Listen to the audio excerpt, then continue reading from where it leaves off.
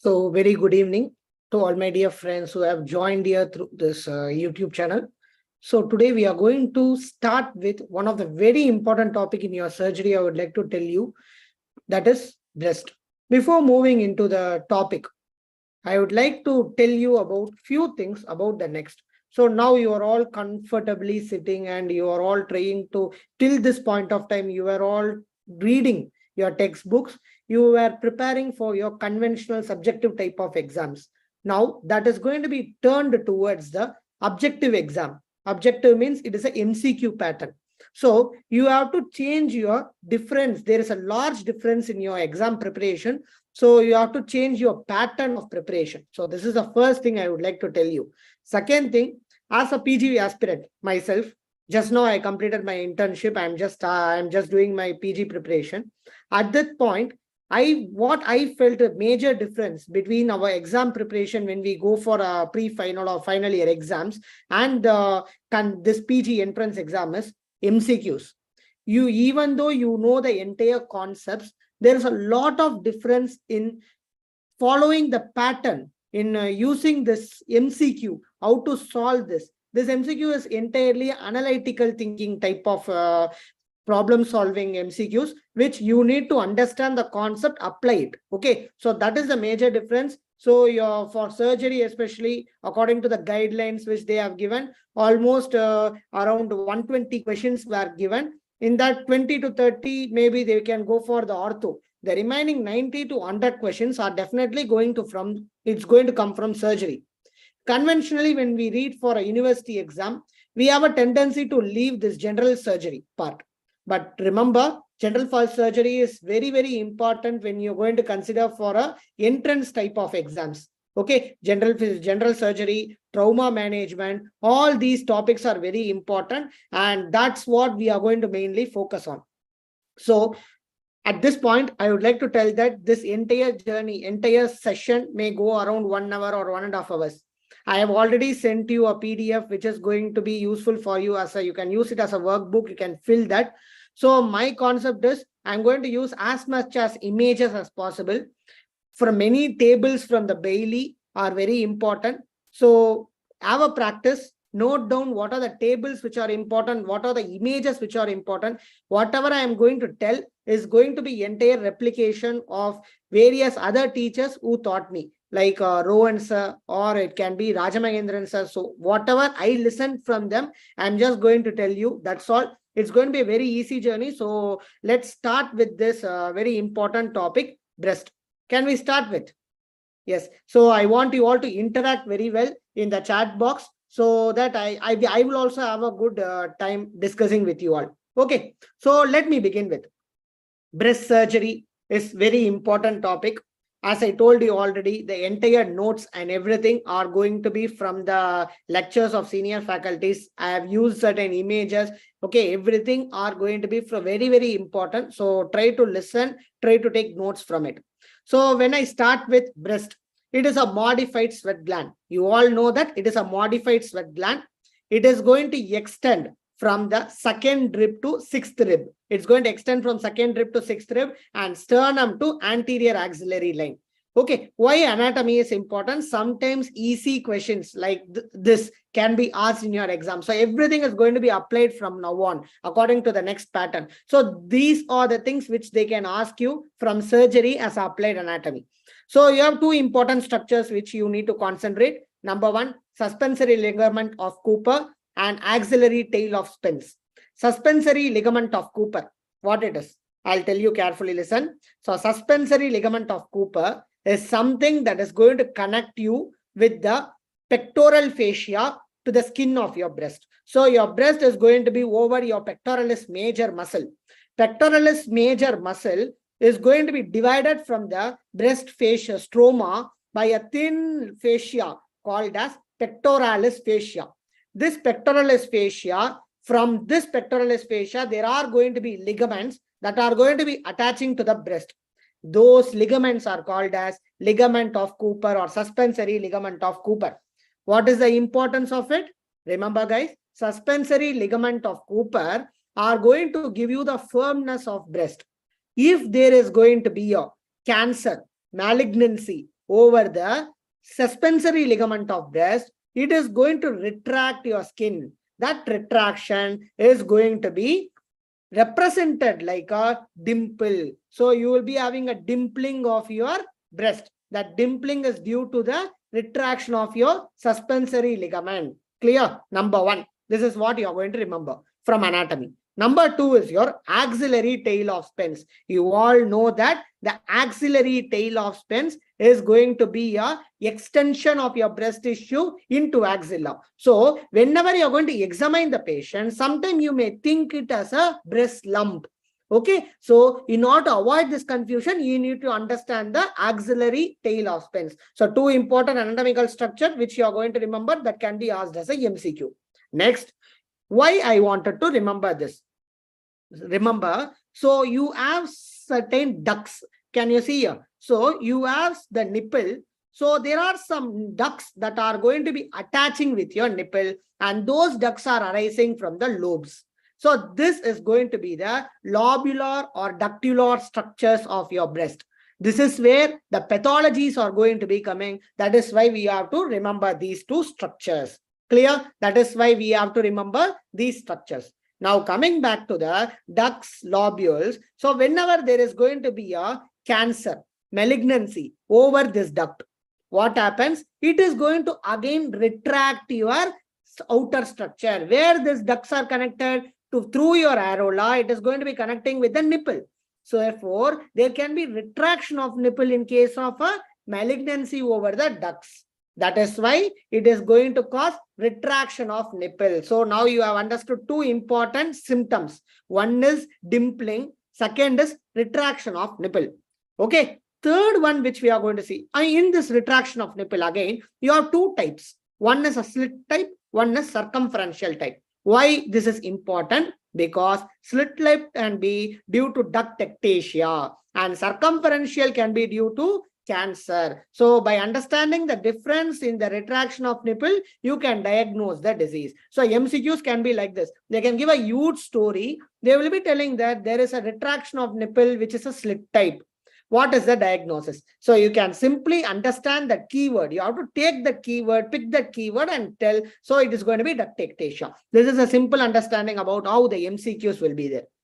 Now, coming back to the next one, you have certain lymphatics. So you have more lymphatic drainage of your breast. These lymphatics can get obstructed. When it is going to get obstructed, there is going to be a dot-like appearance that is going to be present over your orange. So that is called as PUD orange. This PUD orange is a sign of skin involvement of cancer. So this was one MCQ which was asked previously. The question was, which of the following is considered as a sign of skin involvement of cancer? They have given option as skin nipple retraction. They have given option as dimpling of skin. They have given option as PUD orange. Remember, PUD orange is the correct answer. Retraction of nipple or dimpling, they are not going to be the sign of involvement of skin in the cancer. Okay, skin la cancer rika illyanti, it is not going to tell you. So that is very important MCQ. Now, most conspicuous sign of breast cancer. This was asked in again AIMS November 2018. So the answer was PUD orange. The answer was PUD orange. Remember? So the answer is clear, right? Now, you have a Sapes plexus. What is this Sapes plexus? Remember, guys, specialized lymphatic channels are present under your nipple and areola. That is called as Sapes plexus. These are the direct one-liners that can be asked from anatomy. Now, what are the nerves that are encountered during axillary dissection? This is again very important question. Why important? There has to be some clinical correlates, right?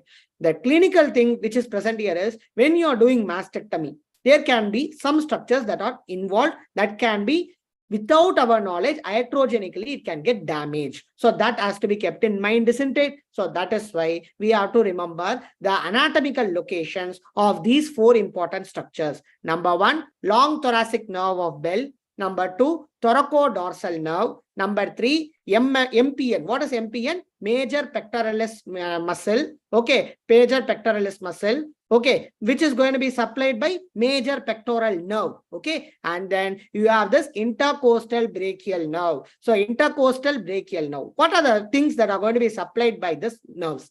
Long thoracic muscle of bell, long thoracic nerve of bell is going to supply the muscle which is going to be helping in the scapula, which is going to supply your scapular muscles. So that leads to winging of scapula. Similarly, the thoracodorsal nerve. So thoracodorsal nerve is going to supply your latissimus dorsi, and your major pectoralis nerve is going to supply your major pectoralis muscle, and ICB and intercostal brachial nerve is going to supply your sensation to the upper arm and chest. Now, this was asked as another MCQ. So they have given that the patient is going to have some loss of sensation in the upper arm post mastectomy. What might be the structure that got involved, that got cut during the surgery? The answer was intercostobrachial nerve, and that is the important question. Now I am telling you. Okay, this ICBN nerve cut is the most common complication among the nerve injury that are arising post mastectomy. Okay, clear. Now moving on towards the very important topic. So the structural and functional unit of your breast is going to be your TDLU. What is TDLU? TDLU is nothing but that is going to be your the entire it is good. That is the one that is going to be forming the entire unit. Okay. So ductular lobular unit, terminal ductular lobular unit, we call it as. That is very important because from that place is the where your cancers are arising. That is why it is important. Now we have completed successfully the anatomical portion except the lymphatic drainage. Now someone can tell me what is the answer for this. It is what is the conspicuous sign of the skin involvement in breast cancer? The answer is going to be your PUD orange. Okay, and PUD orange appearance is due to blockage of subdermal lymphatic. This was also asked as one of the AIMS question in November 2015. So can you see here? This is also a AIMS question. This is also a AIMS question. They have given you a simple 1 mark, one-liners, which you can answer in your exam. Okay, so like this also questions will be coming. So don't need to fear and all. When you know the concepts, you can able to write the, you can able to solve those MCQs. Is it clear? Now, moving on towards the lymphatic drainage of breast. Breast is going to be drained by two important system of lymphatics. One is your axillary lymph node and other is your internal mammary lymph node. All these things you would have read in your first year. Okay. 90% is going to be drained by the axillary lymph node and 10% is going to be drained by your internal mammary nodes. This 90%, this mammary 90% is going to be by axillary lymph node, right? That axillary lymph node can be classified based on the clinical, based on surgical. Clinical, we will be classifying it under 5 headings: anterior, posterior, lateral, apical, and then central. No need to remember where it is located and all, because this is not important for us. For us, surgical anatomy is important. So when you're going to consider, you have this pectoralis minor muscle. In the pectoralis minor muscle, there are 3 levels. Level 1, the one which is going to be lying here. Can you see here? So you have 3 levels. Okay. The one that is going to lie lateral to your pectoralis minor is called as lateral group of lymph nodes. The one that is going to lie behind is called as second level, that is going to be behind your pectoralis minor. Third one is going to be your medial. Medial is going to be placed as, it's going to be medial to your pectoralis minor, and that is going to be third level of lymph node. That is going to be the third level of lymph node. Is it clear, guys? Any doubt up to this? If you have any doubt, you can post in the chat box all the time. I will be happy to clear it. Okay, now they have asked one important question. What is Guiliano lymph node? What is Guiliano lymph node? So it is a sentinel lymph node of the CA breast. Sentinel node. Very easy. The first lymph node that is going to drain your breast is going to be called as any structure that is called a sentinel lymph node. The sentinel lymph node of your breast is going to be your Guiliano lymph node. So we call it as Guiliano lymph node. Clear? Now coming back to your entire breast is going to be divided into 4 quadrants. Okay. So upper outer, lower outer, upper inner, lower inner. So you're going to have 4 important quadrants. In that, what is the question that is asked? We are only concerned about what are the MCQs that can be asked. Okay. So here, the MCQ that can be asked is, which is the quadrant that has highest occurrence of CA breast, which is the quadrant that has lowest occurrence of CA breast. Highest occurrence of CA breast can be in the upper outer. Lowest occurrence of CA breast can be in the lower inner. So there are two MCQs in this one slide. So two MCQs you have to remember. Okay, this is your the levels of lymph node. So you have the first level, second level, third level. First level lateral to it, third level medial to it, and behind your pectoralis minor is going to be your second lymph node, second level of lymph node.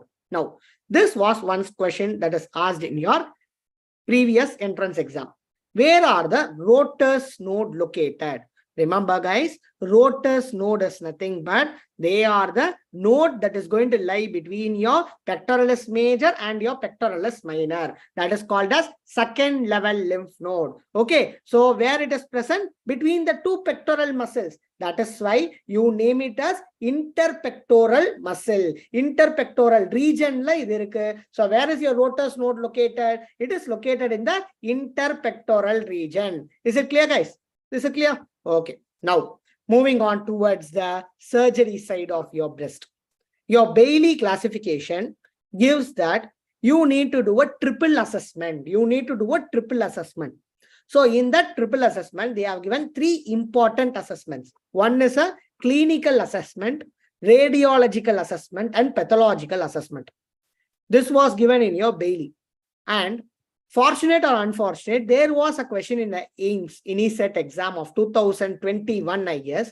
They have asked that what are the components of the triple assessment? This was the question asked. Option A, clinical examination. Option B, radiological and pathological examination. Option C, history taking. Option D is going to be all of the above. Most of them, they thought that history taking is not a part. Okay, because they have given in the Bailey clearly that clinical examination plus radiological examination plus pathological examination is going to be your triple assessment. But remember guys, clinical examination is going to always include history taking as well as examination. So don't lose that. History taking and examination both are part of your clinical examination. Okay, so you're going to do three important examinations. Now, under radiological examination, what you need to remember is there are two important things which you need to remember. When the patient comes to you, you need to know for whom you're going to do a mammogram, for whom you're going to do a ultrasound, and for whom you're going to do MRI. You have three imaging modalities with you: mammography, ultrasound, MRI. You need to know who is going to be the person undergoing which test, which imaging modality. So when the patient is going to be less than 40 years, go for USG. When the patient is going to be more than 40 years, go for mammogram. Can anyone tell me in the chat box why we are choosing ultrasound for patient less than 40 years and why we are choosing mammogram for the patient more than 40 years? Okay, this was asked as a MCQ. This was asked as MCQ. They have given a big clinical history for you and they have asked what is the imaging modality, first line of imaging modality you're going to do for the patient. You're going to know, okay, you have to select it. For selecting it, you need to understand the basic principles. You need to understand the basic principles. Okay, in the meanwhile, if anyone know, you can just put in the chat box also the answer. I'll just tell you now in a couple of minutes. So clinical examination. Okay, while starting with, then you're going to move for pathological. Now we will discuss individually. Number one, clinical examination. Remember, clinical examination can be done in any position. Okay, any position you can do, but your Bailey gives you that the best position where you're going to do the clinical examination is your semi-recumbent position. Okay, but you can do leaning forward position, but you can do a dense, you can do a hand lift position. Okay, in sitting position, standing position, in whatever position you want, you can just perform, you can just do the clinical examination. Very good, Aishwarya. The dense tissue in young patient is a reason why you are going to choose the ultrasound instead of mammography. Very good, very good. So let me tell. Now, before moving into that, we have to complete the clinical examination. I'm going to tell about the self-examination of breast.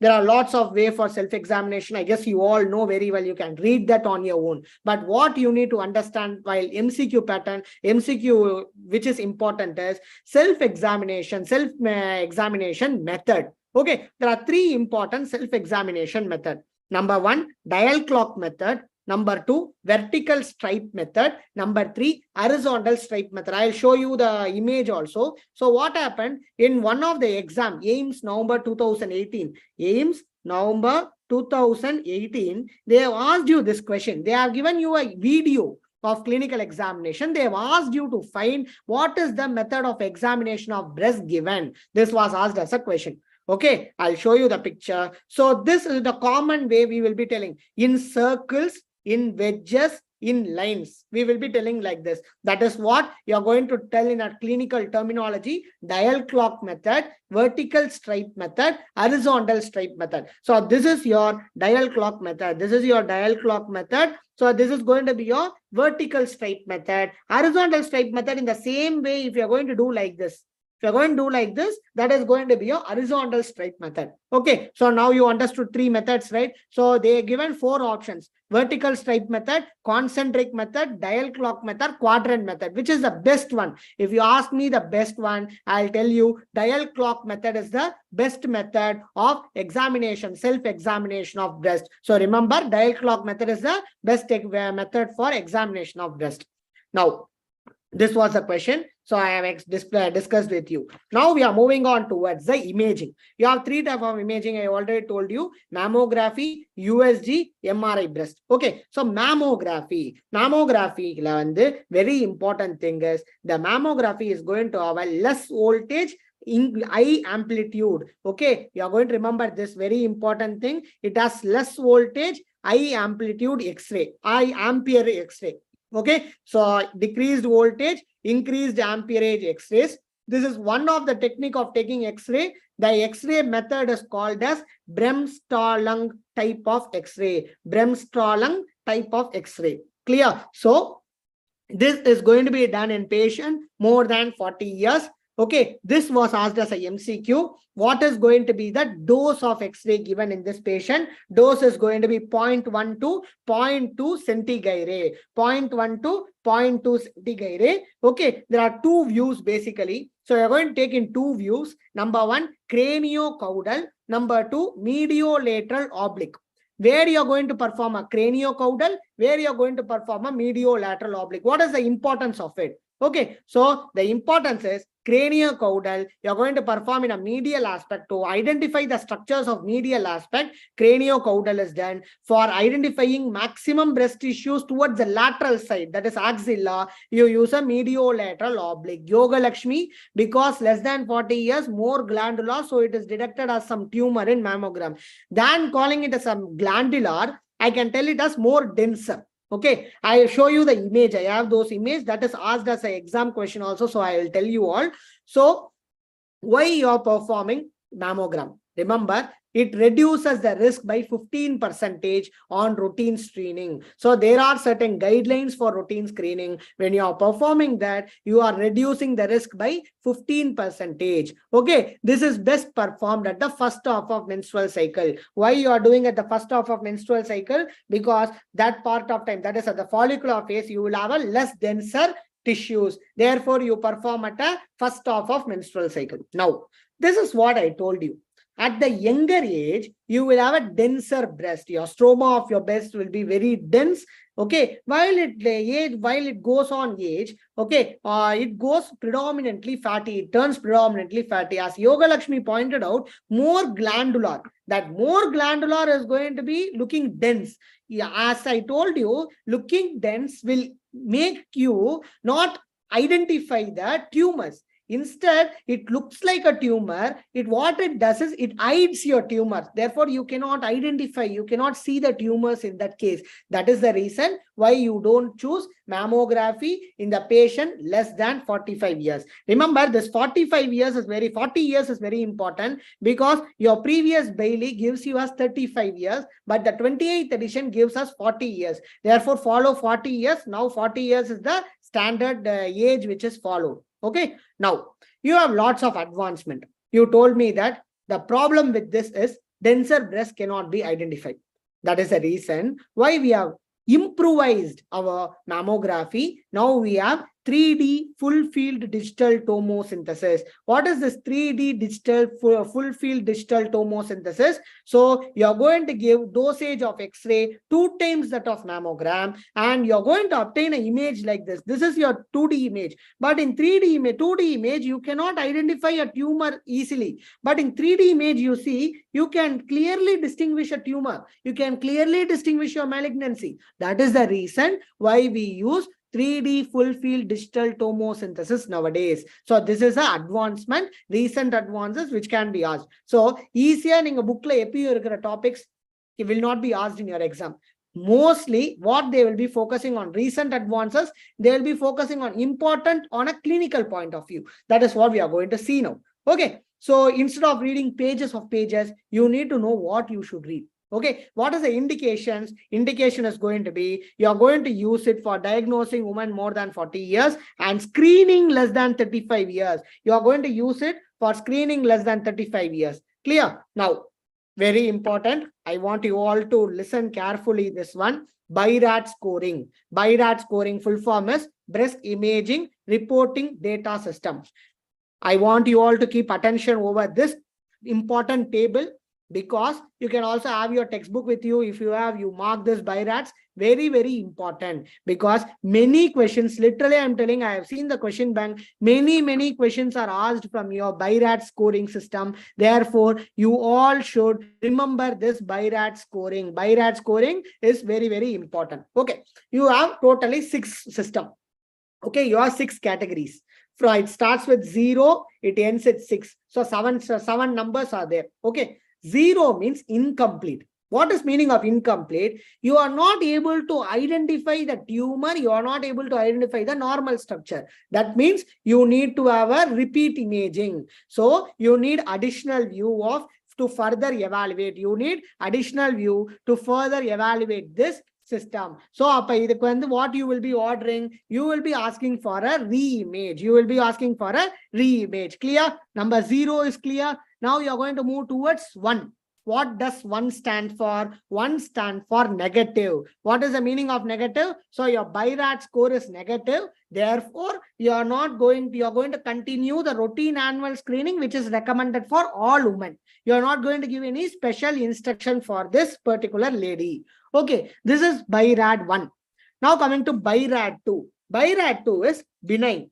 So there is a small fibroadenoma, like you don't want it to be now treated. So what you're going to do is, you're going to continue routine annual screening, and here also you have a 0 likelihood of turning into a cancer. 0 likelihood for turning into a cancer. This is going to be the BIRATS 2 score. Now coming to the BIRATS 3. This is where you're going to suspect a malignancy. So there is going to be a probably benign tumor which has less than 2% chances for likelihood for converting into a malignant one. Remember, can you understand? So this is going to be the third one.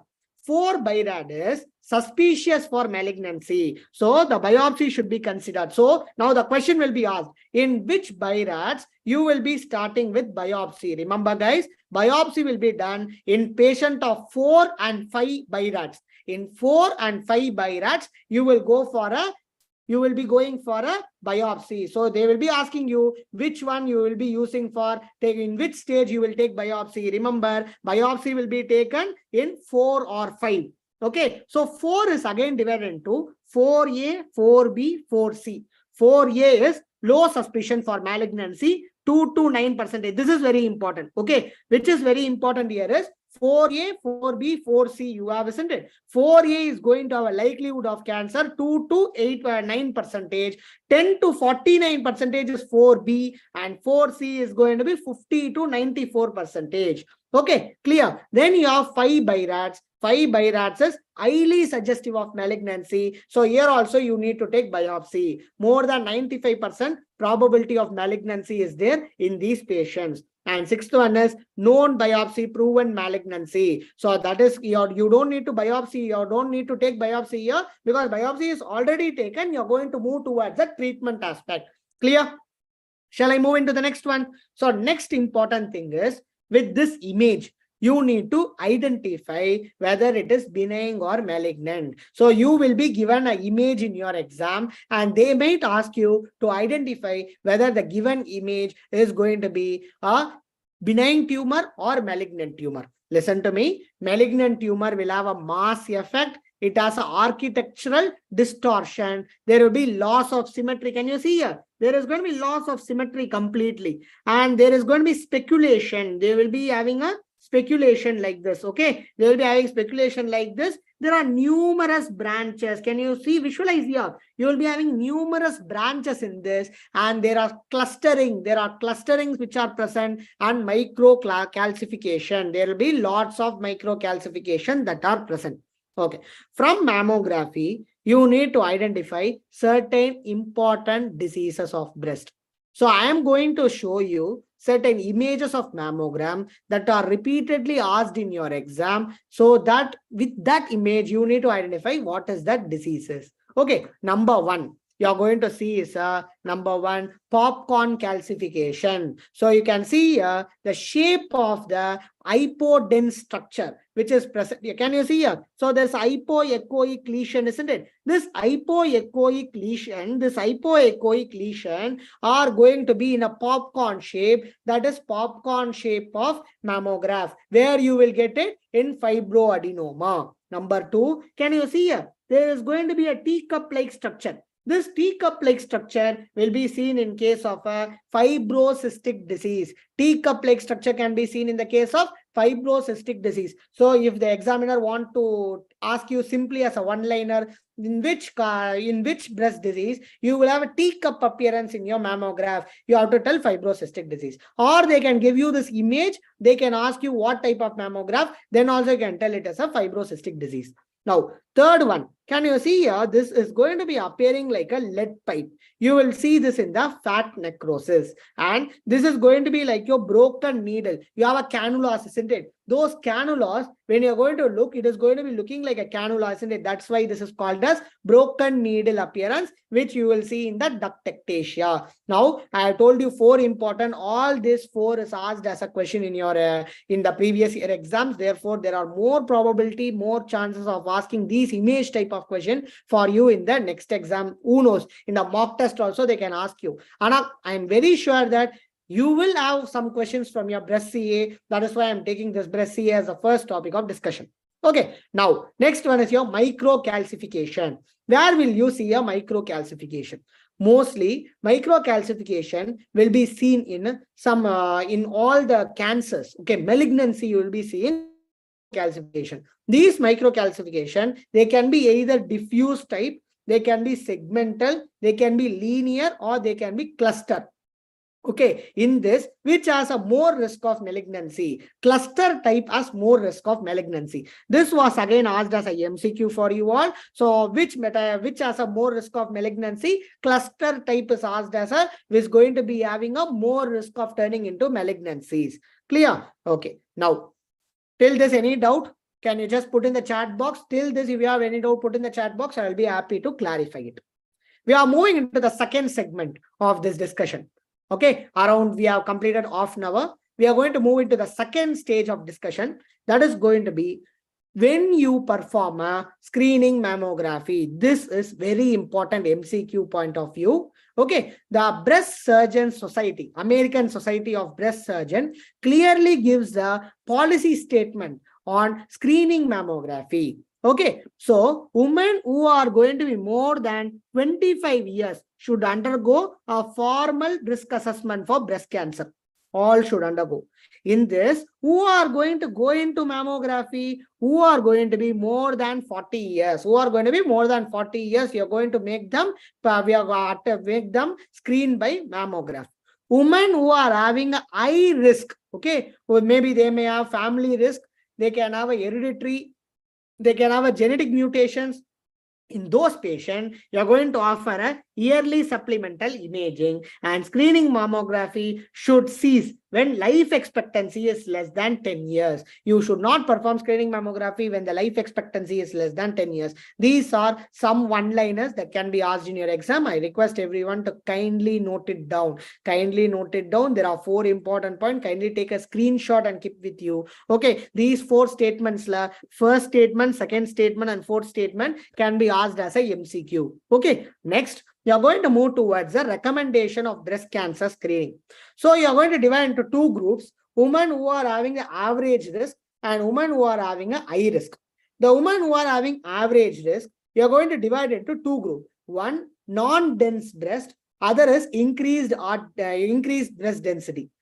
The non-dense breast, you can do an annual mammography starting at the age of 40 years. There is no need of any supplemental imaging. What are the supplemental imaging? Ultrasound or MRI, those are not needed.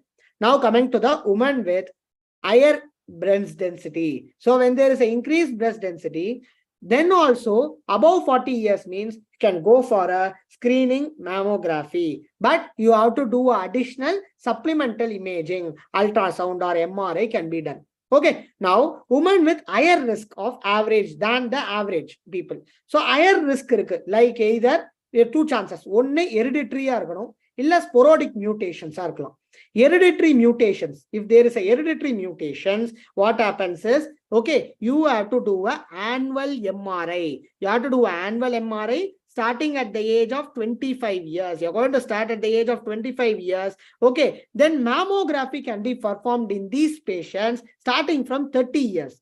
Okay, previously we told 40 years, right? But in these patients, you can do at the 30 years of age, and annual MRI must be taken at the age of 25. So they may have chance of prior chest wall radiation. So history has to be elicited.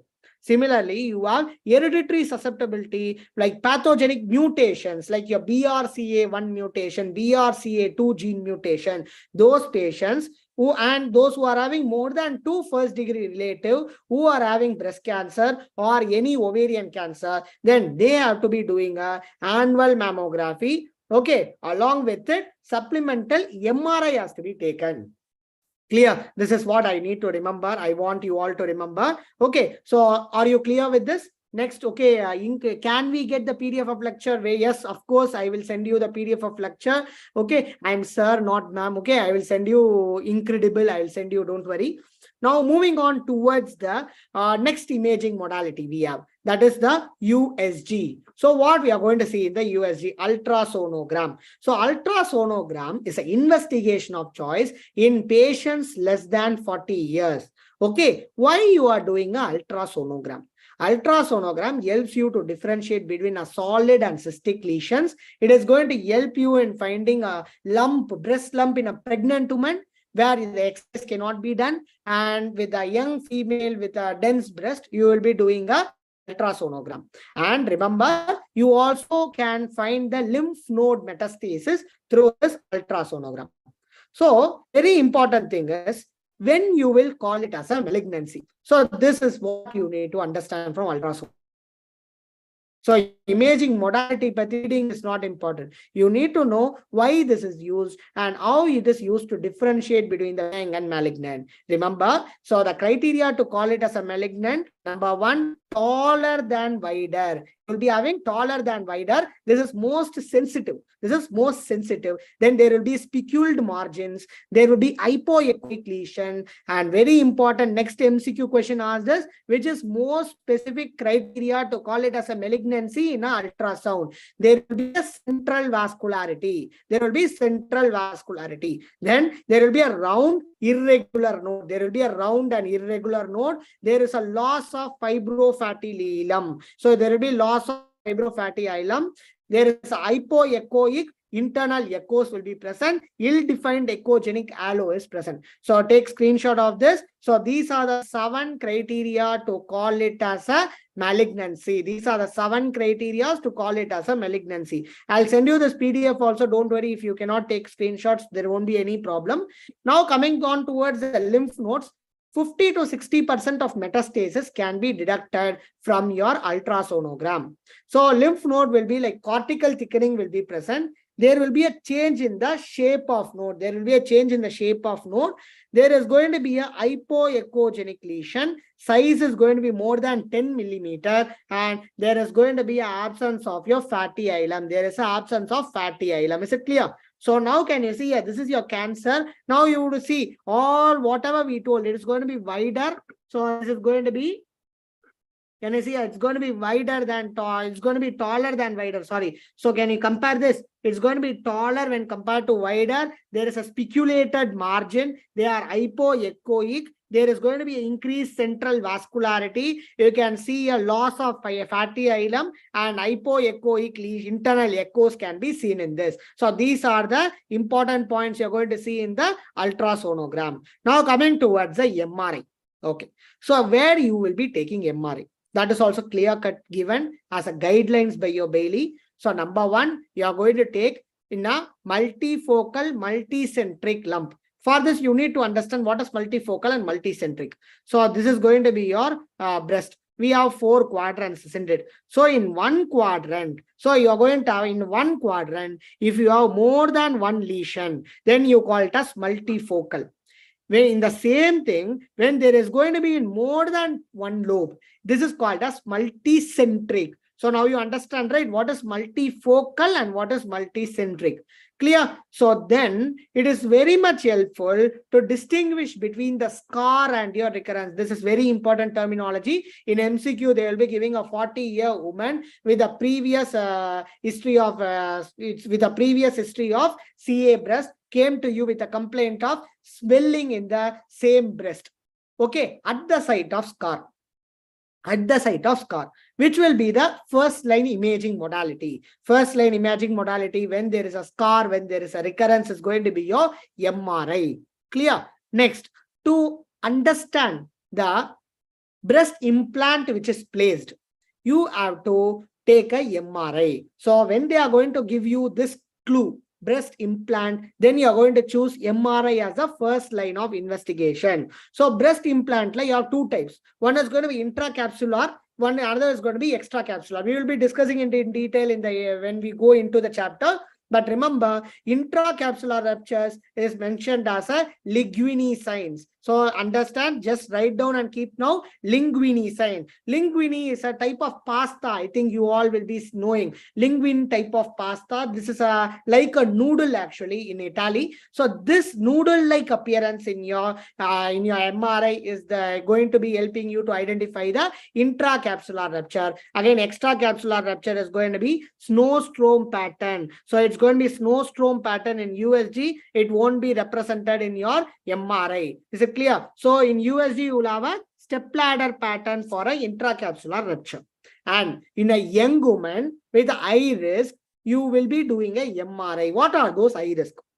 That is what we are going to talk about. High risk categories are number 1, BRCA1 or BRCA2 mutation. Number 2, any history, family history, first degree or second degree relatives. Third one, when there is a radiation exposure. Number 4, in Lee-Fraumani syndrome or Cowden syndrome. All these are going to be hereditary disorders, isn't it? So in those conditions, you will be having a more risk of breast cancer. Therefore, you will be screening using MRI. And finally, the risk percentage. Okay, when it is going to be more than 20 to 25%, you have different risk models. Okay, one risk model I want you all to remember is Gale model, GAIL. Gale model is going to be one of the risk calculating model. Okay, this according to this, when the risk is going to be 20 to 25%, you will go for a MRI. Clear? Next, we will be going for the pathology. So now we have completed clinical examination. Now we have completed radiological examination.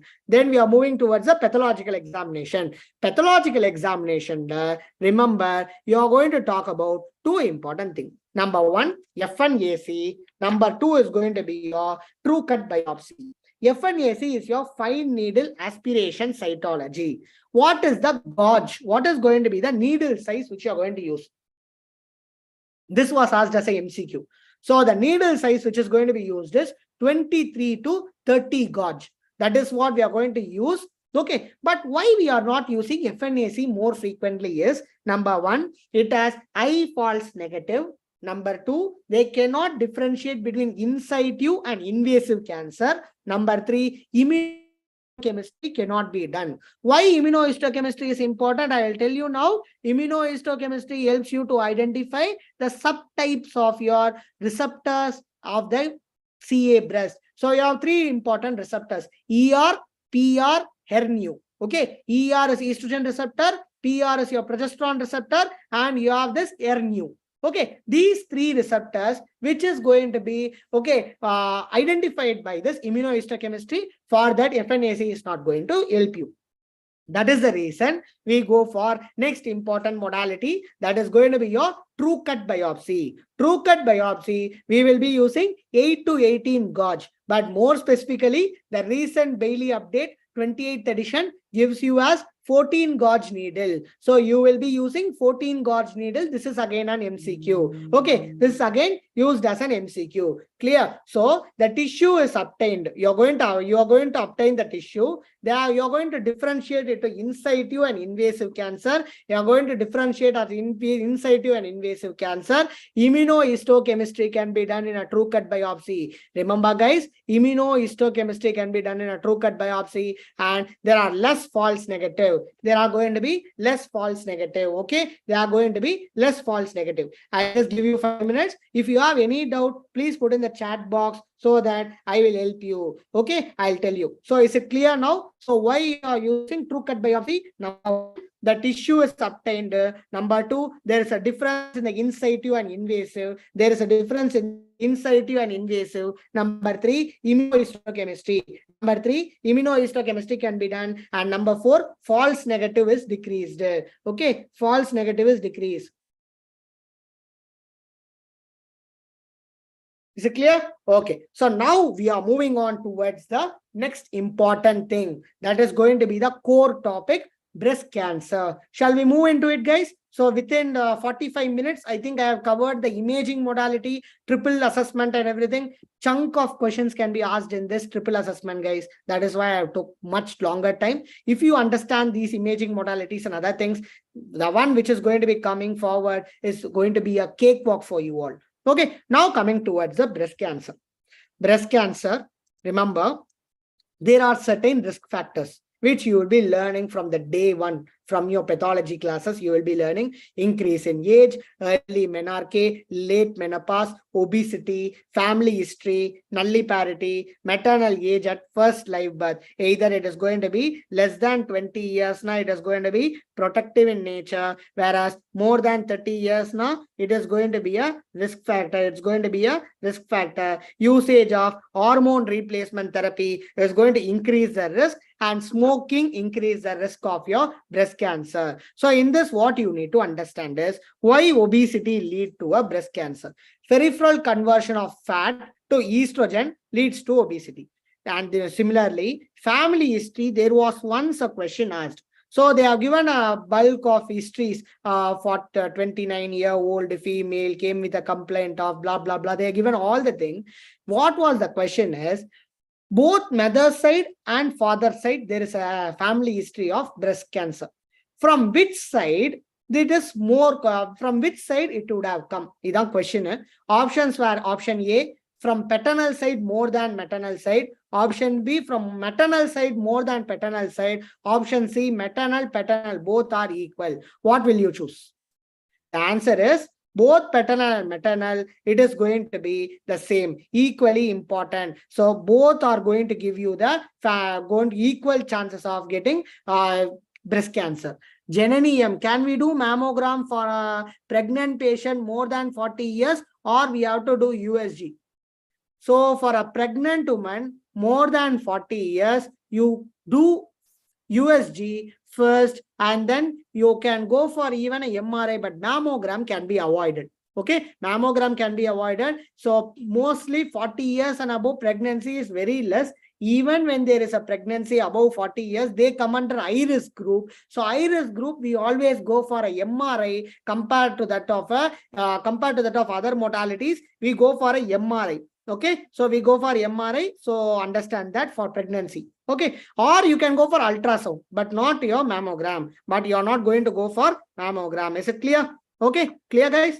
Can we move forward? Yes. So you have certain risk categories. Remember, you have certain risk categories for the invasive cancers. You have certain risk categories for your invasive cancer. So the risk category number 1 is going to be absence of risk, in which all condition, sclerosing adenosis, apocrine metaplasia, and all these things. But this is not important. What is important is these 3 tables. Okay, which cancer has a 1 to 1.5 times more risk.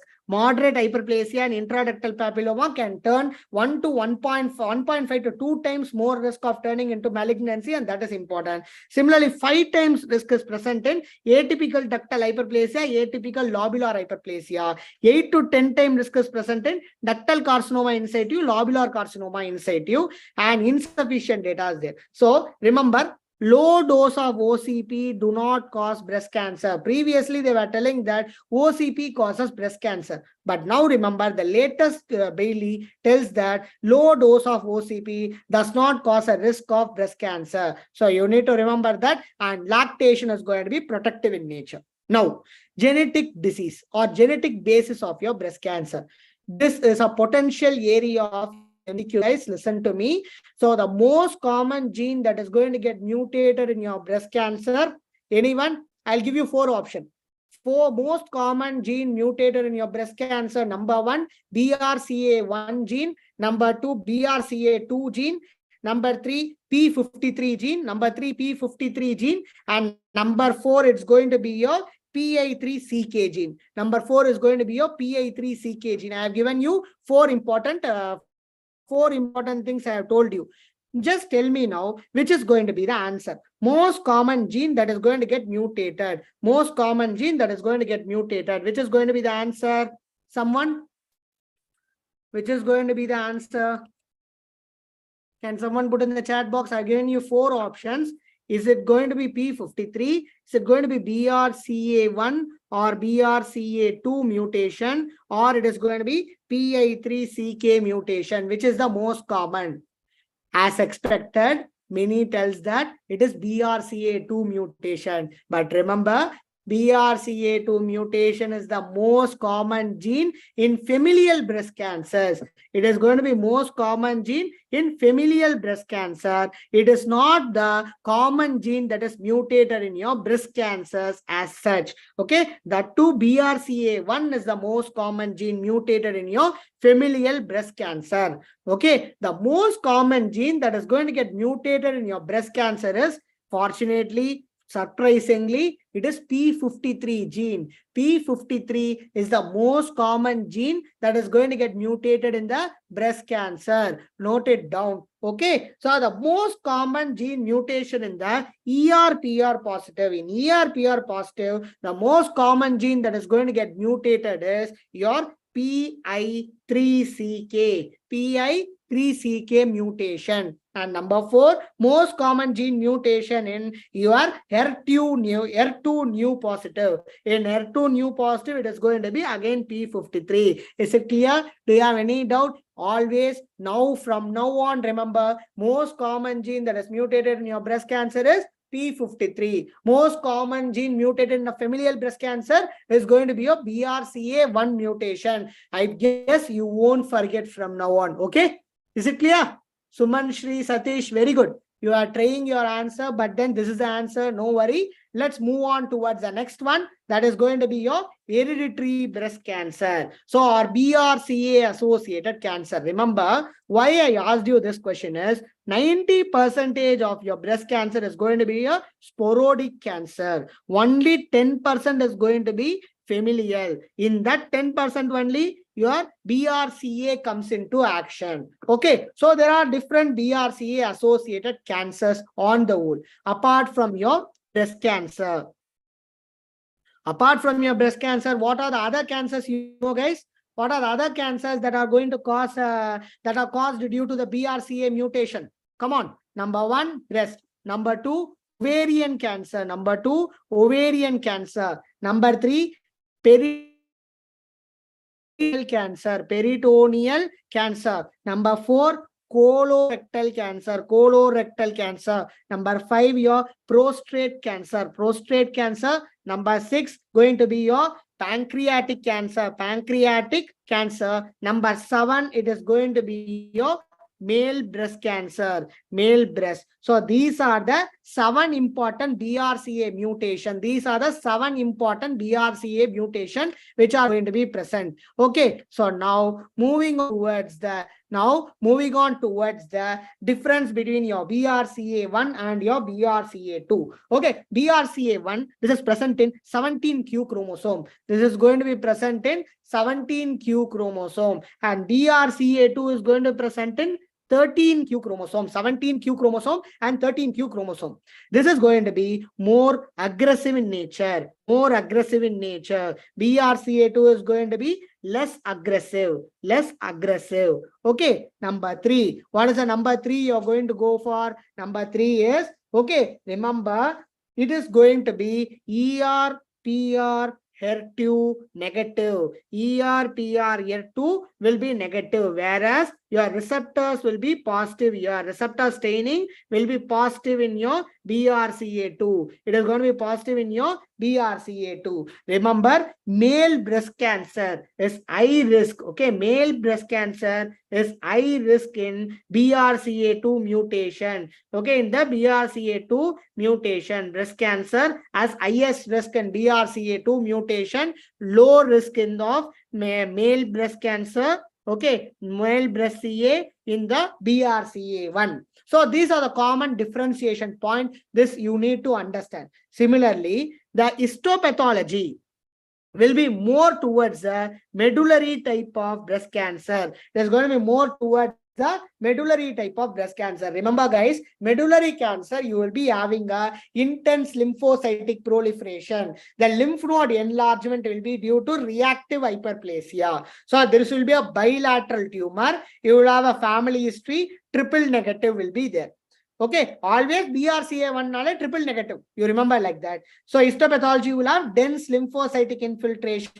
This has better prognosis when you compare to the ductal or lobular pattern. Lobular invasive cancer, ductal in situ cancer, all these things.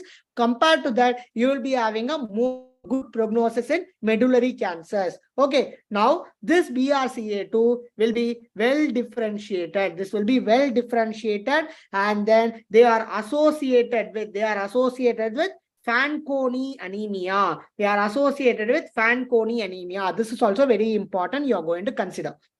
And there is no medullary histopathology. So medullary is going to be absent. Medullary cells are going to be absent here. Is it clear? Now you know the difference between the BRCA1 and BRCA2.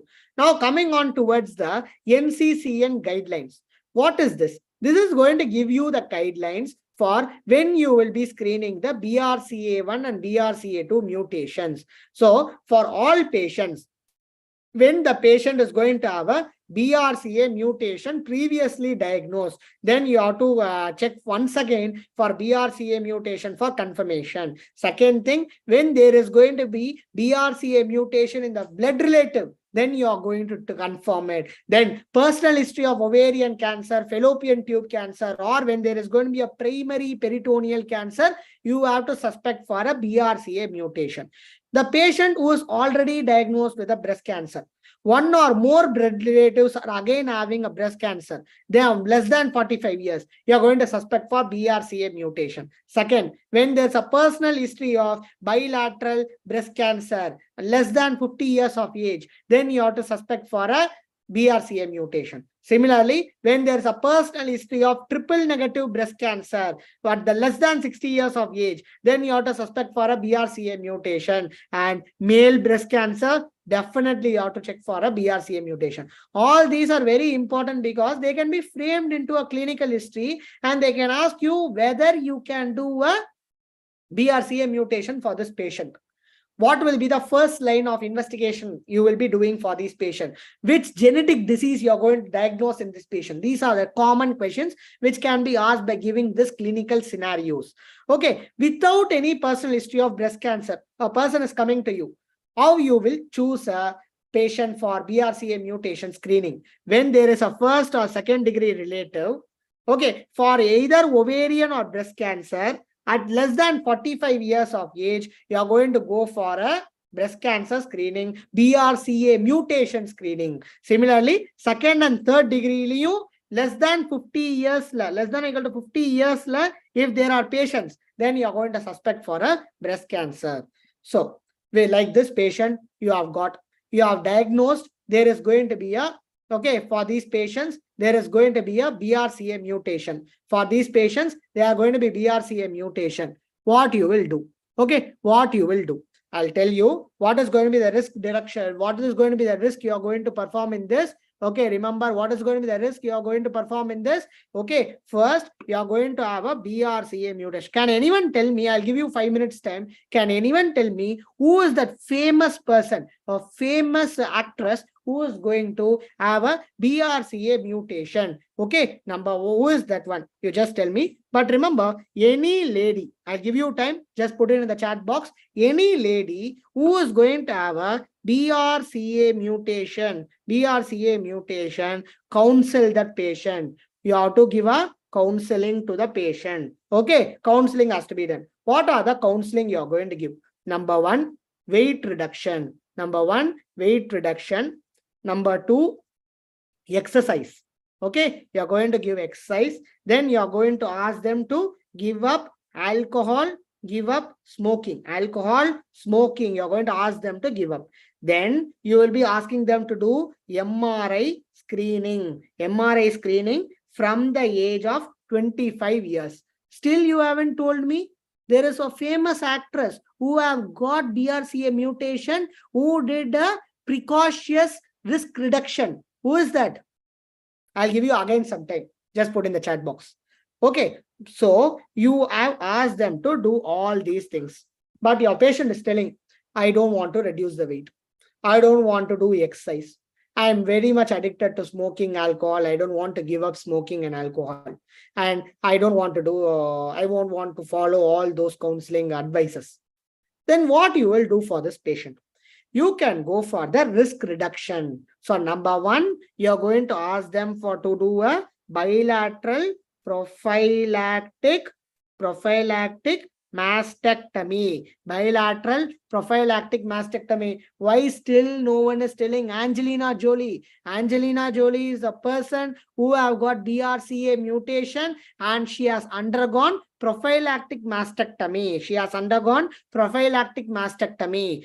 I thought you all will know prophylactic mastectomy. What it will do? It will reduce the risk of breast cancer by 95%. It will reduce the risk of breast cancer by 95%. And this is going to be number one. Number two, but still you have 5% risk. But still you have 5% risk for breast cancer. And you will have to do a nipple and skin sparing mastectomy.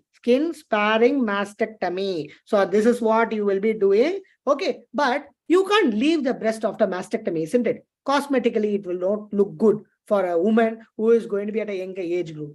That's where your breast implant comes into action. That is where breast implant comes to action. So this Angelina Jolie, what she did is she had done a breast mastectomy, bilateral prophylactic mastectomy was done, and the whole entire world has observed that. And what they did, everyone started to do BRCA mutation. And those who all got BRCA mutation positive, they went and did prophylactic mastectomy. They cannot stop with prophylactic mastectomy. They moved on for a implant. They moved on for a breast implant, and there was a severe criticism against that one person that she is promoting breast implants.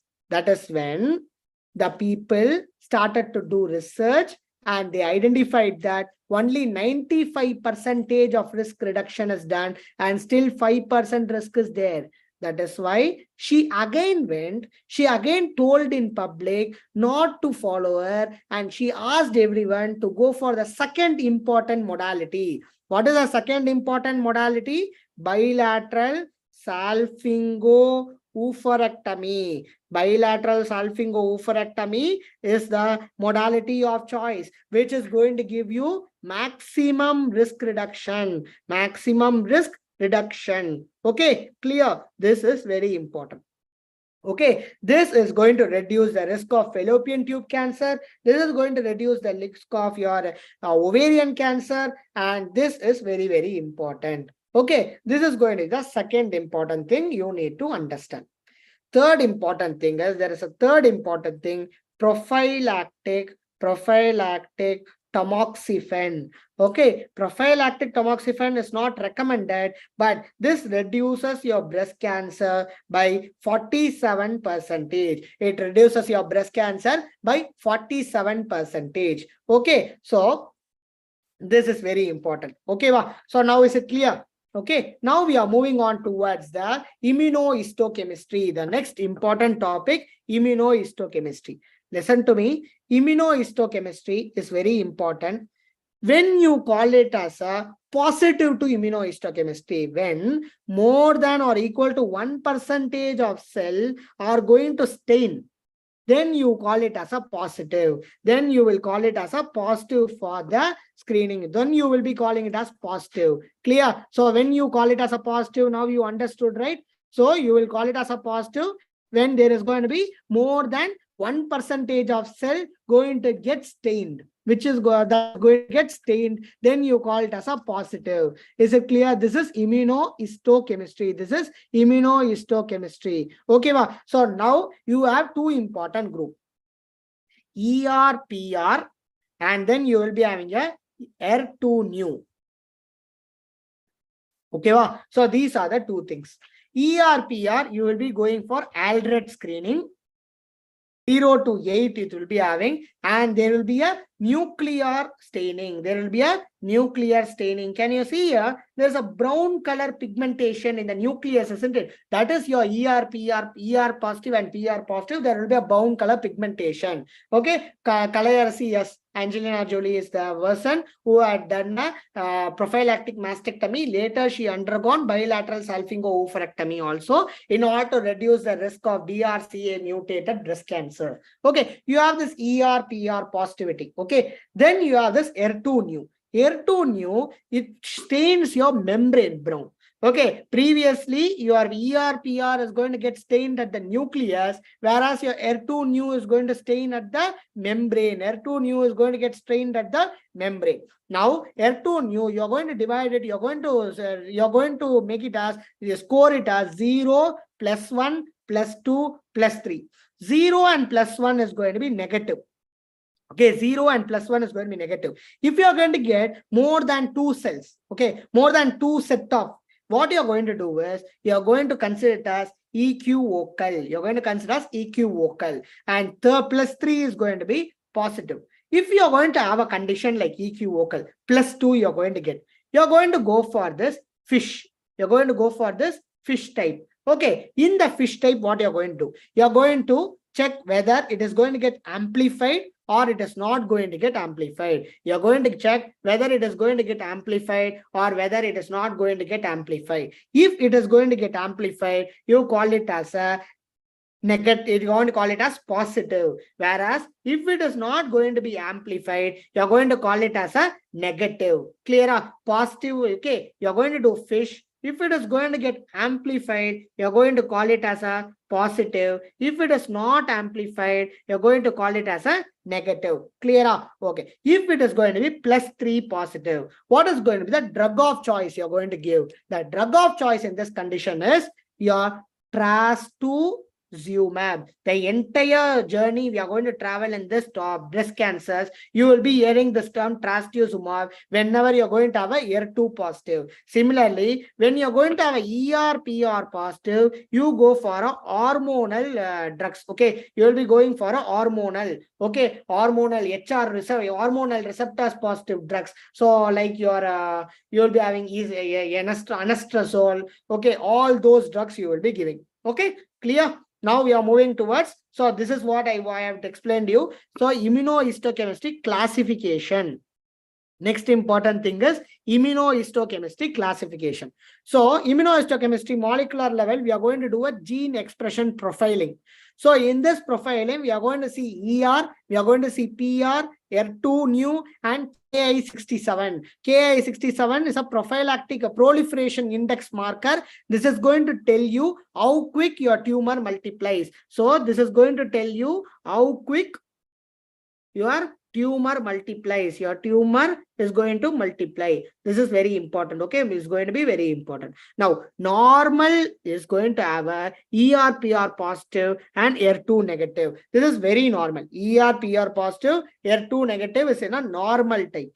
Luminal A is okay, most common. It will have a ER/PR positive, ER2 negative, along with it low Ki positive. Ki specifically it is 67. Okay, Ki 67 will be positive. Then it is going to be called as luminal A, most common type of breast cancer. Second thing is luminal B or triple negative. You will have, okay, luminal B is going to be either it's going to be triple positive. So ER/PR, RNU will be positive, or it can be ER/PR positive, R2 will be negative. But what is the difference between these two in your luminal B? In this luminal B, you will be having any category of your Ki. But in this, Ki must be very high. But Ki must be very high. Okay, now basal cell. This is going to be the worst type of cancer, basal cell cancer. Basal cell cancer is going to be most aggressive in young.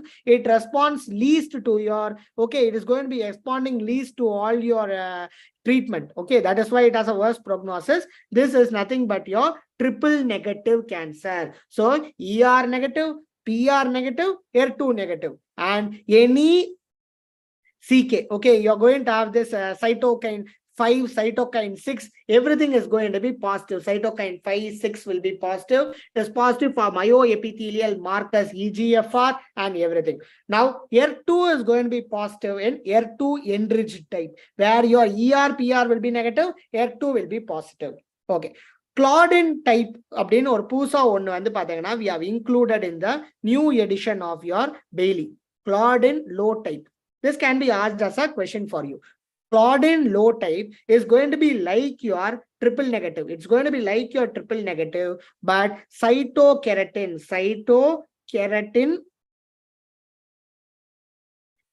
5-6 will be also negative.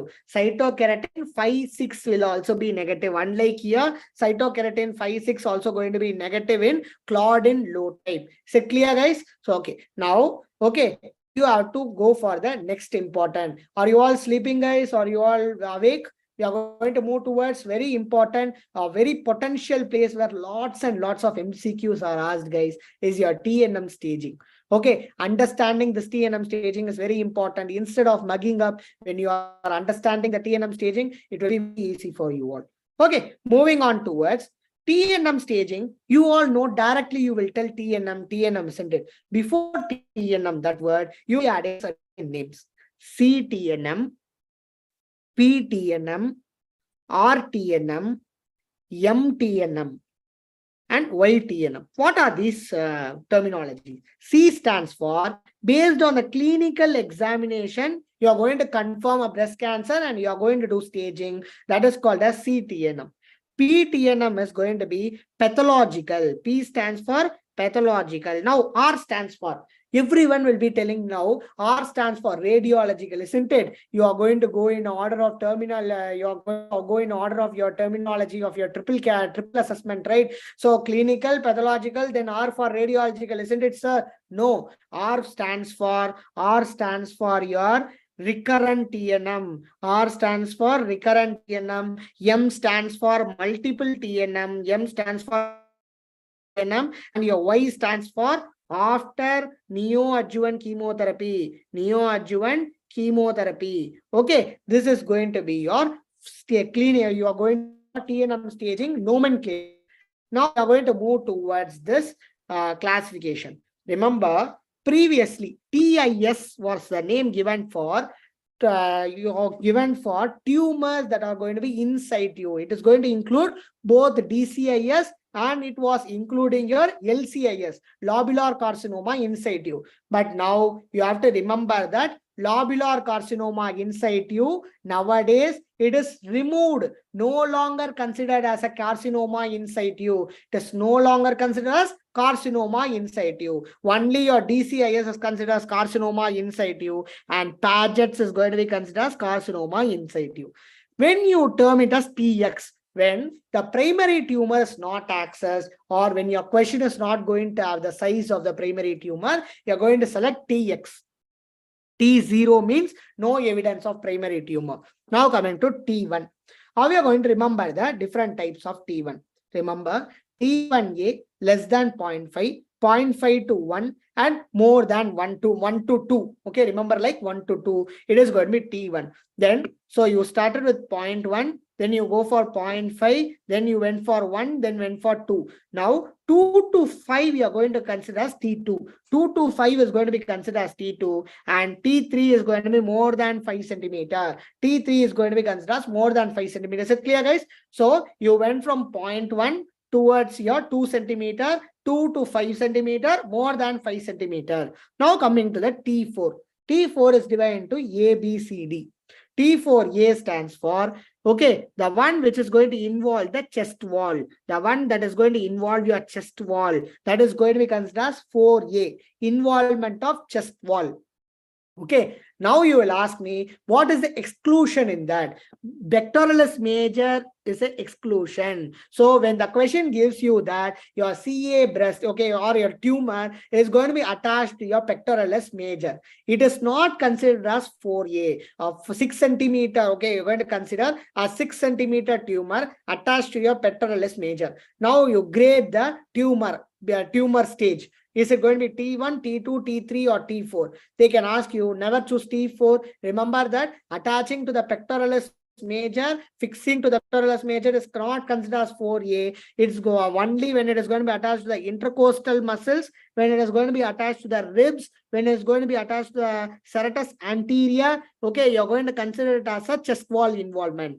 4B is going to be a skin involvement, either ulceration or beauty orange appearance, satellite nodule, anything.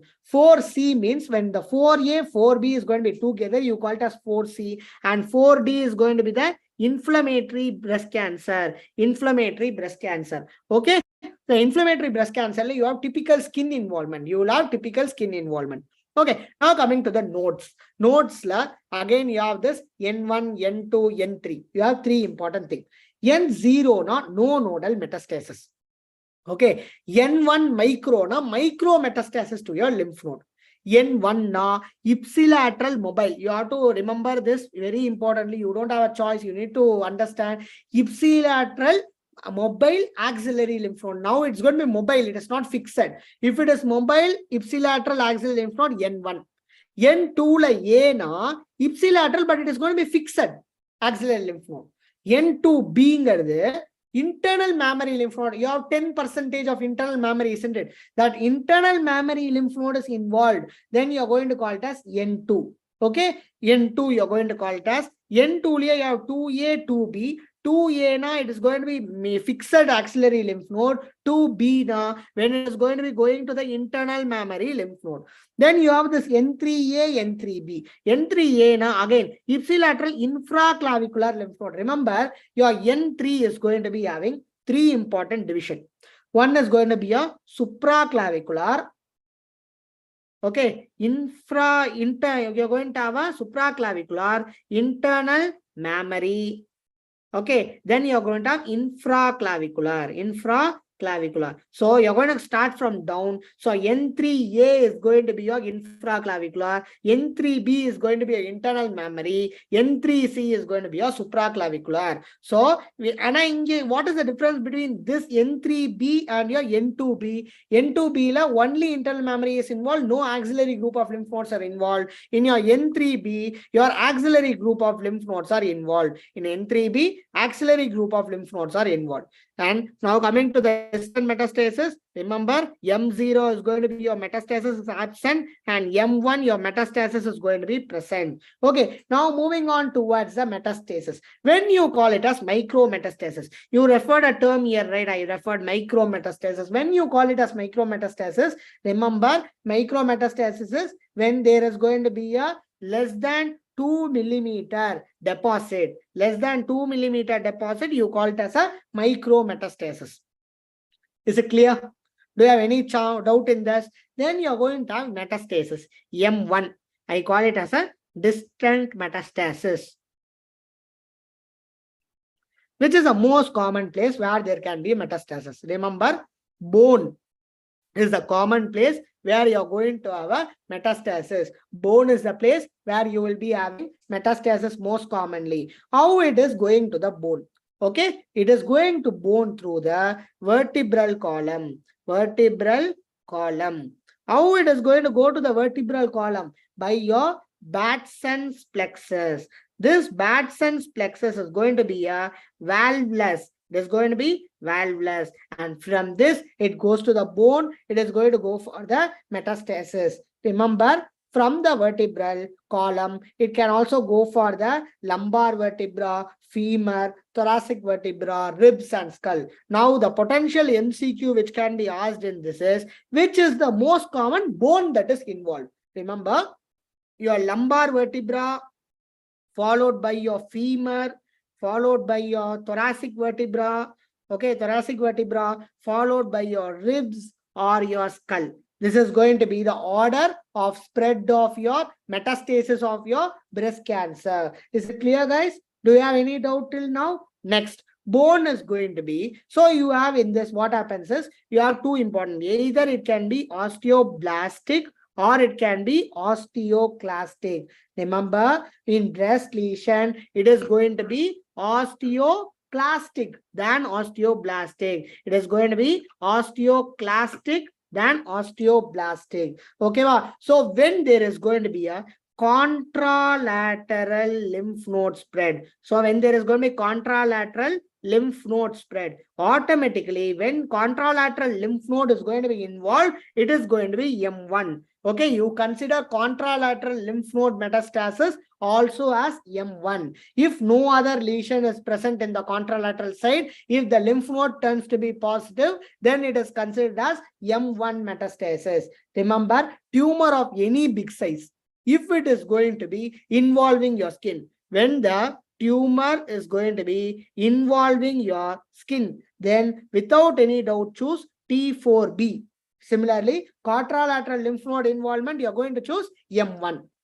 Is it clear? Is it clear in the staging? If you all understood the staging, next we are moving towards the very important one, management of breast cancers. Management of breast cancer. Remember, guys, management of breast cancer is very, very important. Okay, so the first line of management, when there is going, we are going to divide into primary tumor. So first line of primary tumors, what you are going to do is, number one, breast conservation surgery. Breast conservation surgery. Number two, you can choose mastectomy. Can choose mastectomy. Either you can have a breast conservation surgery or you can do a breast mastectomy. What is a breast conservation surgery? Breast conservation surgery is lumpectomy. Lumpectomy with 1 millimeter, with 1 millimeter margin. Lumpectomy with 1 millimeter margin is considered as lumpectomy. And mastectomy, remember, the overall survival rate for the breast conservation surgery or you do a mastectomy, the overall survival rate is going to be same. Local recurrence, but when you're going to take in breast conservation surgery, there are more than 3% risk of recurrence, whereas in mastectomy, you have only 1% of recurrence. To avoid this 3% of recurrence, you will be requiring radiotherapy post breast conservation. Radiotherapy post breast conservation surgery. Clear? Is it clear? Okay. Once you understand this, remember, what are the indications? Whenever you're going to have a T1 and T2 with no node involvement, when there is going to be no node involvement, you will be going for the breast conservation surgery. Breast conservation surgery plus adjuvant chemotherapy. So they can give you a lots of stories. This will be a combined question. You should know how to stage your tumor. Once you identify the stage of the tumor, you need to identify the management of tumor. Okay, so you have to identify the management of tumor. Now, what are the contraindication for breast conservation therapy? Remember, breast conservation surgery, there are certain indications, there are certain contraindications. Okay, there are certain indications and there are certain contraindications. So, in the indications, breast cancer indications, and the indications, we use this ABPI. Okay, they will be using this ABPI. Okay, so I think ABPI as a PDF. You just read that because that is not going to be having a much importance. Okay, I'll go for this most important. Apart from it, there is another one. I'll go for it. Okay, so the contraindications. What are the contraindications of the breast conservation therapy? What all are the contraindication of radiotherapy? So what all are the contraindication of radiotherapy? They are going to be the contraindication of your breast conservation surgery. Why? Because after the breast conservation surgery, you need to do a breast radiotherapy. That is the reason why you're going to choose all the contraindications of your radiotherapy as a contraindication of your breast conservative therapy. Okay, remember breast conservation surgery. Radiotherapy contraindication. Number one, you all know pregnancy. So pregnancy is the absolute contraindication. Absolute contraindication for a radiotherapy. Number two, collagen vascular disease. Collagen vascular disease. Okay, number three, any prior radiation to chest wall. Prior radiation to chest wall. Okay, now add all these 3 points in the contraindication of your breast conservation surgery. Okay, apart from it, if there is a multicentric disease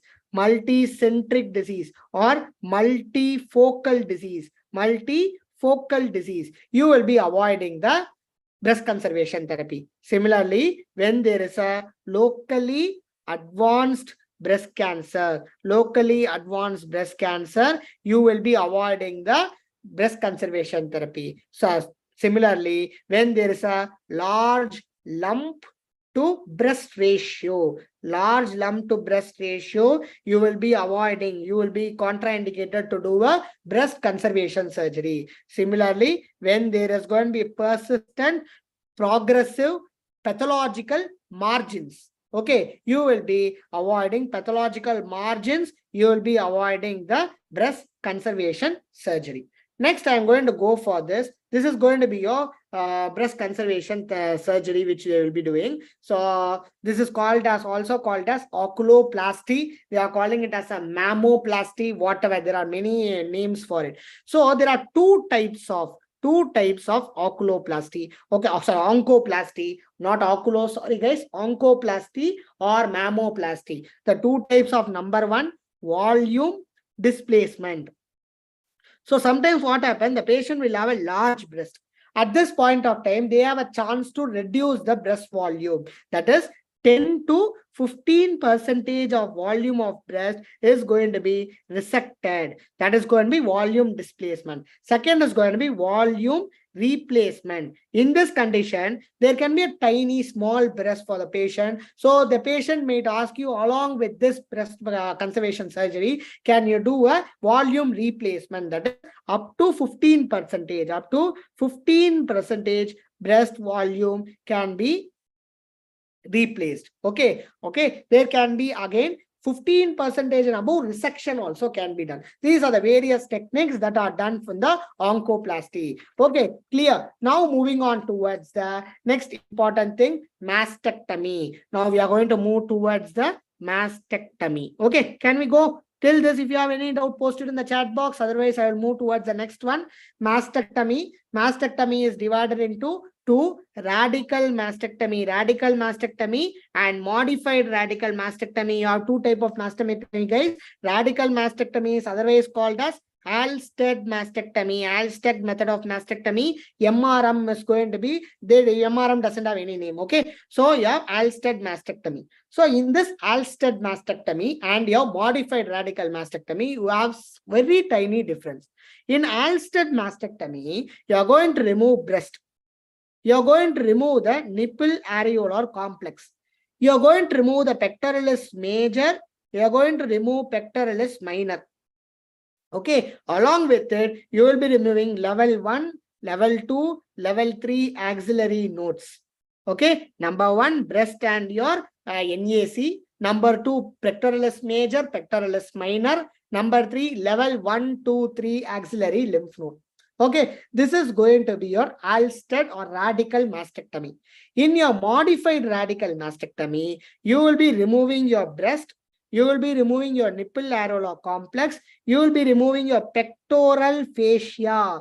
What is important here? You are not removing your pectoralis major. You are not going to remove your pectoralis major in the modified radical mastectomy. Okay, you will be removing level 1, 2, 3 axillary group of lymph node, and apart from it, you may or may not remove pectoralis minor. Okay, if you are going to remove pectoralis minor, okay, pectoralis minor, if you are going to cut it out, you are going to call it as a Pate's, okay, and Scanlon's technique. Pate's and Scanlon technique. Pate's you will be incising your pectoralis major. Scanlon, you will be removing your pectoralis minor. Okay, you will be incising in your Pate's, you will be completely removing in case of a scan-on. Similarly, pectoralis minor, when it is going to be retracted, you call it as a Auchin clause. You will be calling it as Auchin clause. So this is going to be your pectoralis minor retraction, that is called as Auchin clause. Okay, now your Alstead, there are certain modifications. In your Alstead surgery. That is going to be a radical mastectomy. So what are the modifications? Urban modification. What is urban modification? When you perform the Alstead, along with it, you are going to remove internal mammary. Lymph node. That is called as urban. When you call it as a Da Iveren, so you call it as Da Iveren when you are going to remove Alstead. Okay, you are going to remove internal mammary lymph node and you are going to remove the supraclavicular lymph node. That is called as Da Iversen. Okay, Da Iversen. Then what is going to be your third one? Third one is going to be when you are going to remove the supraclavicular. When it is going to be supraclavicular, then you are going to have a Alstead, then you are going to have a inframammary lymph node, supraclavicular lymph node, all you are going to remove. That is going to be another type. But in this, urban and your Da Iversen is going to be important. Da Iversen and urban is going to be important. Clear? So, next one is, what are the indications of radical mastectomy? Number 1, large bulky tumor. Okay, which is going to be, okay, large bulky tumor, which are going to be involving your pectoralis major and your fascia. That time you have to remove pectoralis major. That is the reason why you go for radical mastectomy. Second, you go for when there is going to be a axillary lymph node involvement. Third one, when there is going to be interpectoral lymph node involvement. You call it as you go for a radical mastectomy. What are the contraindication of radical mastectomy? Contraindication of radical mastectomy, when there is going to be a small size tumor or when there is going to be a non-palpable tumor. Number 2, advanced disease. Okay, with distant metastasis. You won't go for a radical mastectomy. Distant metastasis, you won't go for a radical mastectomy. Similarly, when the patient who need to have a improved cosmetic option, then you should never go for the radical mastectomy. Similarly, in patient who need a reconstruction surgery, the patient who needs reconstruction surgery, you should not go for a radical mastectomy. Okay, and if the patient has some coexisting diseases, you won't go for a radical mastectomy. Okay, I'll just take you 10 minutes more. I'll complete the complications of your complication indication of your your modified radical mastectomy. I will talk about reconstruction therapy. I will talk about this. You have this so-called breast implant, isn't it? I'll talk about that. Then we will see the remaining in the part 2. Okay, let's see the remaining in the part 2. Now coming towards the axillary dissection. So what is the axillary dissection? When you are minimum of 10 lymph nodes are removed in case of a axillary clearance. How we are going to approach the axillary lymph nodes? You're going to approach through a window. You're going to approach through a window. So I think I have given you the image here. The window is going to have one boundaries are going to be thoracodorsal pedicle,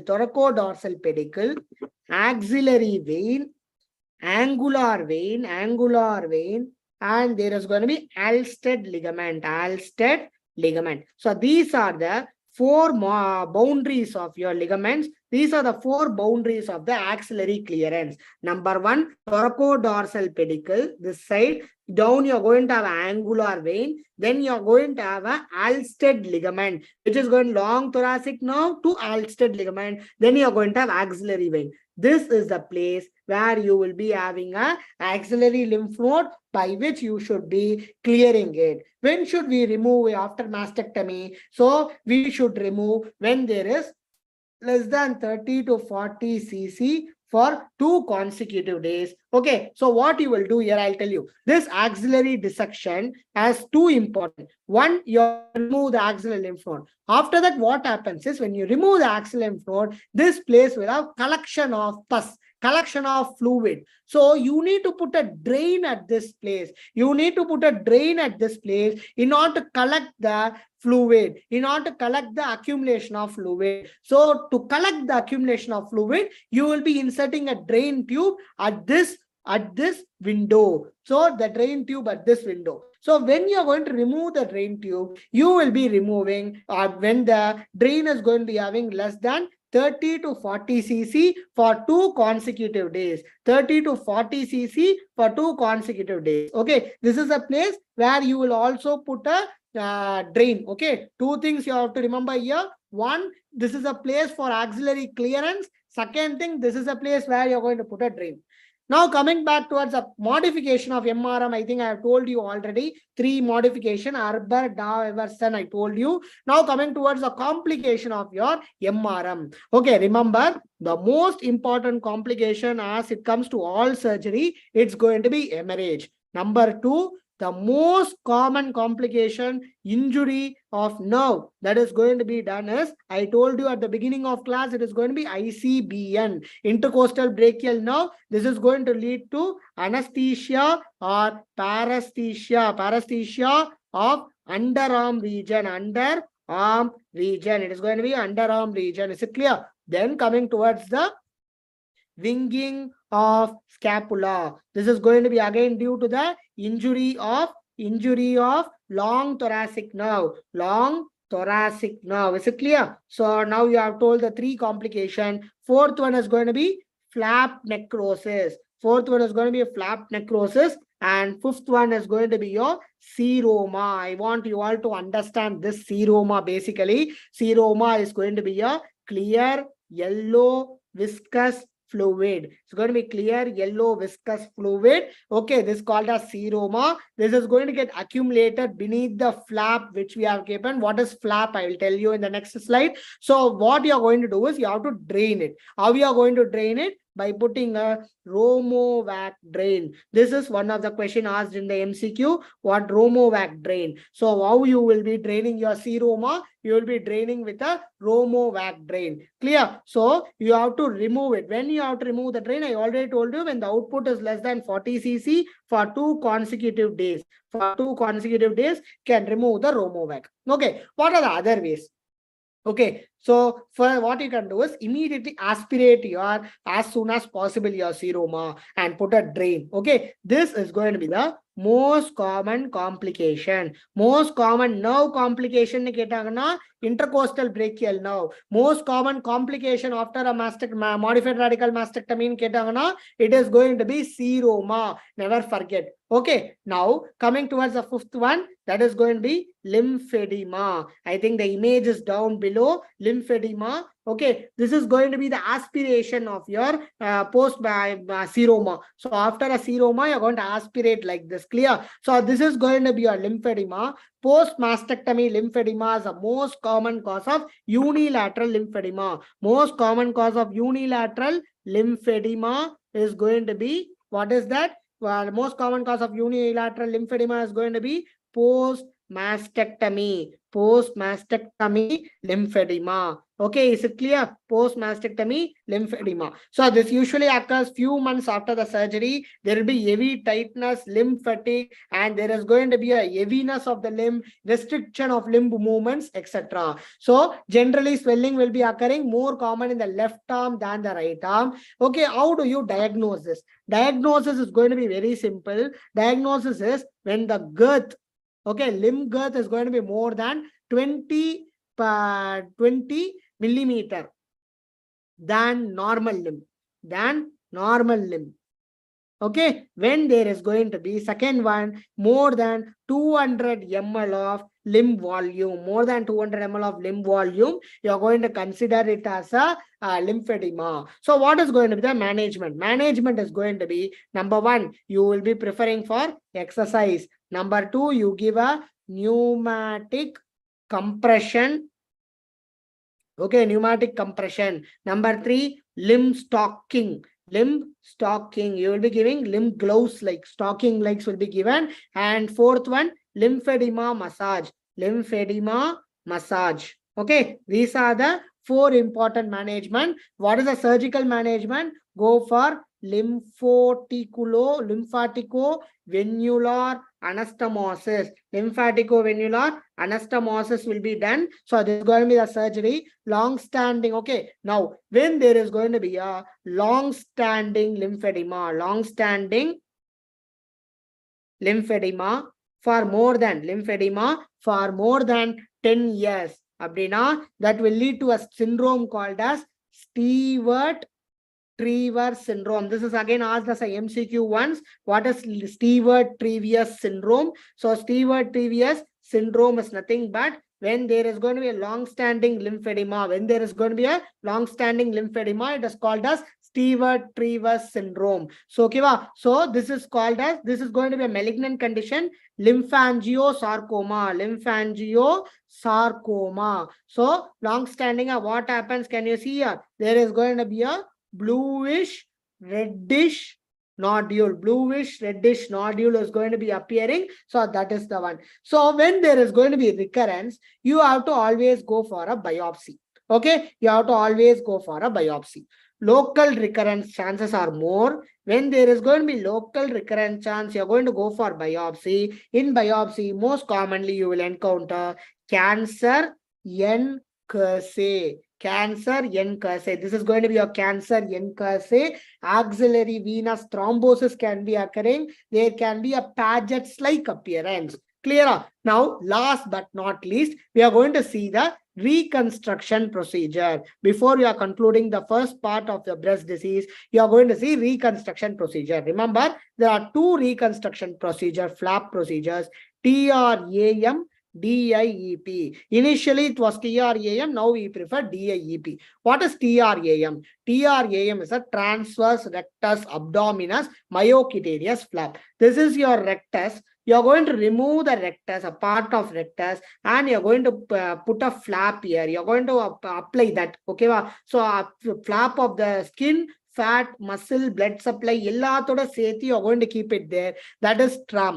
Okay, but what happens is the abdominal wall mobility is going to be restricted. That again, it's going to cause a hernias. So most commonly, your rectus muscle becomes weak and it causes hernia. Therefore, you go for the next important, that is deep inferior epigastric perforator. In this, what you're going to do is you're going to remove the deep inferior epigastric artery perforator flap is going to be removed, and that perforator is going to be that flap is going to be kept with this. So these connecting these blood supply allows the blood supply normally and keeping the tissue healthy. That is going to keep the tissue healthy, and that is the gold standard treatment. Remember, this is going to be the gold standard treatment, gold standard flap. Okay, gold standard reconstruction procedure. Next, moving on towards the breast implant, last and final topic, guys. So breast implant, remember, this breast implant is going to be very important. In the breast implant, most commonly asked question is from complications. Okay, so there can be internal capsular implant can get ruptured.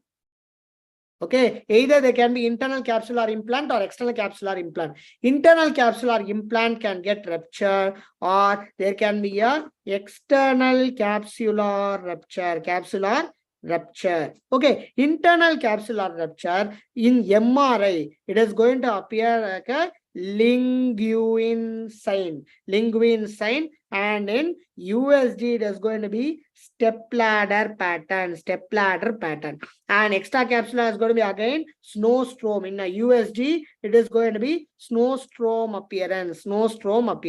Why there is a stepladder pattern? Multiple discontinuing linear echoes are present. Multiple discontinuing linear echoes are going to be present. In linguine sign, what happens is there is a MRI, you will be seeing a wavy line. After an implant, your breast implant, there is a fibrous scar formation around your implant like a shell. So there is going to be fibrous like a shell, it is going to form. This shell, what happens whenever there is going to be an internal capsular rupture, the rupture is also going to be contained inside the scar, while the free floating shell is going to appear like a wavy pattern, like a noodle pattern. Can you see here? This is going to be the wavy pattern which is going to be present, guys. This wavy pattern is called as linguine sign. This can be asked as one of the picture-based MCQ, picture-based questionnaire they will be asking you. And this is going to be your stepladder pattern, Okay, within the implant lumen, multiple hypertense foci can be seen in the T2. That is called as a salad oil sign. Is it clear, guys? So with this, we will complete the today's session. If you have any doubt, kindly post me, kindly ping me in my number, in group or etc. I'll be happy to answer you. So up to this, there are lots of MCQs that are asked in your exam, guys. So what I will do is, tomorrow or day after tomorrow, we will have a MCQ test will be conducted through Google Form, and we will be also discussing those MCQ later. So this will be helping you for your preparation. So okay, so all the best. So with this, I'm stopping the first part of your breast, and second part of the breast, we can continue it maybe this week or weekend. Okay, either this week I will try to do, or we will do it at the weekend. After completing this surgery only, I'm going to continue this month fully. So after completing breast, we will be having trauma. Followed by trauma, we will have a general surgery. Followed by general surgery, we will have a plastic surgery. After completing plastic surgery, we will move on towards the thyroid. Okay, so all these topics we will be doing, and we will also try to cover matrix topics also, maybe from this weekend. Okay, so thank you, guys. Good night. So try to read these topics, try to solve some MCQs from your Marrow or whatever application you're going to go inside, solve the answers. eGurukul also has lots of MCQs. Marrow also have lots of MCQs, or even there are lots of free apps available, or MCQ book PDF is available. Try to start solving these MCQs. That will be helping you for successfully completing your next exam. That is a only secret mantra. Don't see all the YouTube channel, don't see all the interviews and all. only success mantra is practicing MCQs. Try to practice as much as MCQs as possible. That will help you to score good in whatever exam. Let it be next, let it be NEET and anything. Okay. Thank you. Thank you so much, guys. Have a good night.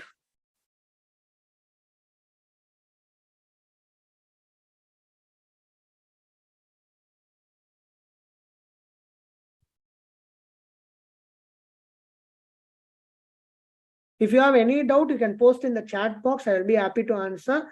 If not, we will just close the session. If you have any doubt up to this, you can ping me in the chat box. If not, we can close the